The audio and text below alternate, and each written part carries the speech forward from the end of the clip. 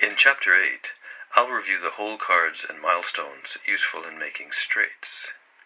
Then I'll demonstrate why straights are perhaps the most difficult to defend of the Rock's 4 target hands.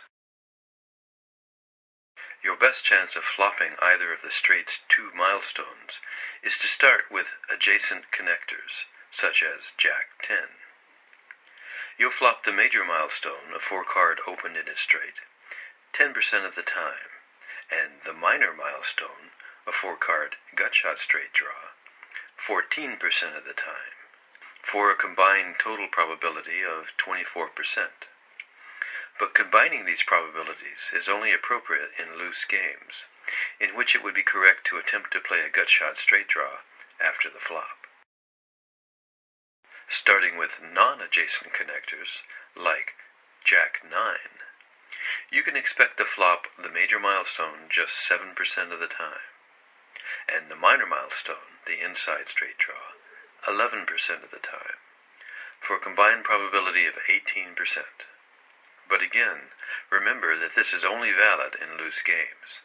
In tight games, where fewer than 6 players stay after the flop, non-adjacent connectors rarely receive sufficient pot odds to justify paying to see the flop. And the more ranks that separate your connectors, the worse it gets. So a hand like Jack 7 is hardly worth considering as a connector at all. The first task in defending your straight is to notice whether the board indicates that a higher target hand is possible. If the board shows pairs or trips, then at least one opponent can have made a full house. And if it shows 3 or more cards of the same suit, then a flush is possible. If you survive these threats, then several more may come from opponents holding higher straights. But determining whether you hold the nut straight is highly error-prone. You need to be aware of several sources of danger: the idiot end, gaps, non-adjacent hole cards, and when the board pairs one of your hole cards. These are best explained by looking at some examples. Let's first consider the ideal straight draw. Assume that you've been dealt adjacent connectors 9-8, and the flop comes 6-3-7, giving you a 4-card open-ended straight, 6-7-8-9, followed by a 5 on the turn, giving you a 9-high straight. Then comes the 4 on the river. There are several reasons to consider this an ideal straight draw. 1. The board shows no pairs or trips, so no full house is possible. 2. Neither does it show 3 or more cards of the same suit, so no flush is possible either. 3. Anyone left in the hand at the showdown has at least a 7-high straight, so he'll want to bet at the showdown. 4. Anyone whose hole cards include a 4 had a straight after the turn, so he will have wanted to bet even earlier. 5. Anyone with an 8 in the hole has the board beat, with an 8-high straight, so he'll want to raise. And 6, because you have an 8-9, the nut straight, you have them all beat. Here's an example of a much less attractive hand, where you find yourself at the idiot end of a straight. That is, your hole cards form the bottom 2 ranks of a 5-card straight. Again, you've been dealt adjacent connectors 9-8. But now the flop comes 10-Jack-Queen, giving you a queen-high straight, 8-9-10-Jack-Queen. The problem is, you are at the idiot end, so how should you bet? Anyone with a 9-King or Ace-King has you beat. And if the turn or river card is an ace, then anyone holding a single king has you beat. Or if either the turn or river card is a king, then anyone holding a single ace has you beat. I'm not saying that you should fold when you find yourself at the idiot end. Just be aware that you are far from having the nut straight, so bet cautiously. Here's a way to help avoid finding yourself at the idiot end. Imagine that you've been dealt an 8-7. Of the cards remaining to be dealt, about half would be higher than your 8, and half lower than your 7. However, if you've been dealt a 10-9, there'll be twice as many lower cards remaining to be dealt as higher ones. That is, the deck is now rich with lower cards, and you are only half as likely to find yourself at the idiot end of a straight. At the other extreme, if you've been dealt a 6-5, the deck is now rich with higher cards than yours. So you are that much more likely to find yourself at the idiot end. For this reason, if you never played connectors less than 10-9, you would significantly reduce the number of times you find yourself at the idiot end of a straight. A small gap above your straight, of only 1 or 2 ranks, also signals trouble. For example, if you hold a 6-7 and the board shows 5-8-9 jack, you've made a 9-high straight, 5-6-7-8-9. But notice that the gap between the top of your straight and the next higher card on the board, the jack, is just 1 rank, and you can be beat by anyone holding a 10-queen. The same thing could occur if the board showed 5-8-9 queen. You could be beat by anyone holding a 10-jack.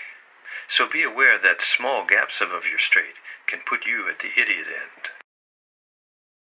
When you make a straight, using your adjacent connectors as the top 2 cards of the straight, it's not normally possible for an opponent to make a higher straight. The reason for this is the board will show 3 card ranks below your whole cards, and at most 2 above.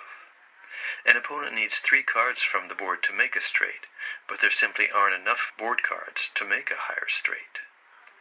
For example, assume that you've been dealt an 8-9.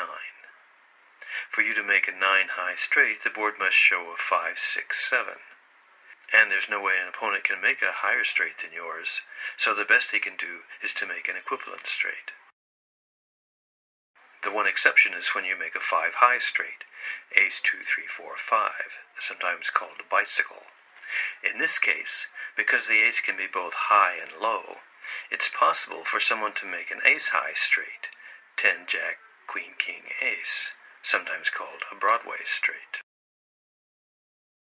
So when your adjacent connectors form the top 2 cards of a straight, you usually have the nut straight. However, this is not the case with non-adjacent connectors.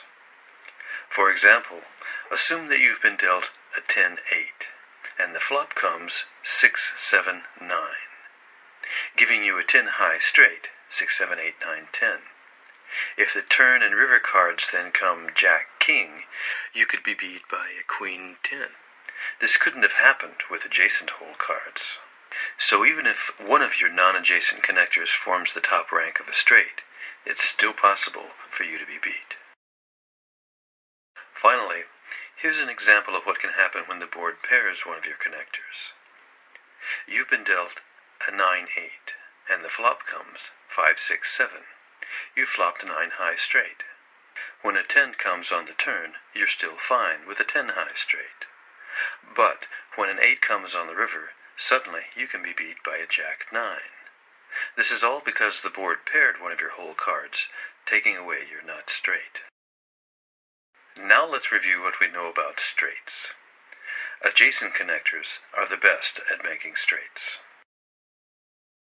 Non-adjacent connectors are much less likely to flop a milestone, and are less able to defend against higher straights. It also signals danger if the board pairs one of your whole cards. If you hold the nut straight, there's no possibility that you can be beat by a higher straight. At worst, you may be forced to split the pot. You know you have the nut straight if you have adjacent connectors, and your adjacent connectors form the top 2 cards of a 5-card straight, and your 5-card straight is not ace to 5. Hello, this is Tyson Wood. Our goal here at Strategic Hold'em is simple, to help you play smarter poker. You can help us spread the word by sharing our web address with a friend. And you can help us keep the lights on at Strategic Hold'em by making a donation. We plan to continue our research and release more poker tutorials as new results come available. If you have any topic suggestions, please send them to at strategichold'em.com. All your comments are welcome. We'd particularly like to hear about your most successful bluffing tactics. On behalf of the entire team at Strategic Hold'em, good luck and good hunting.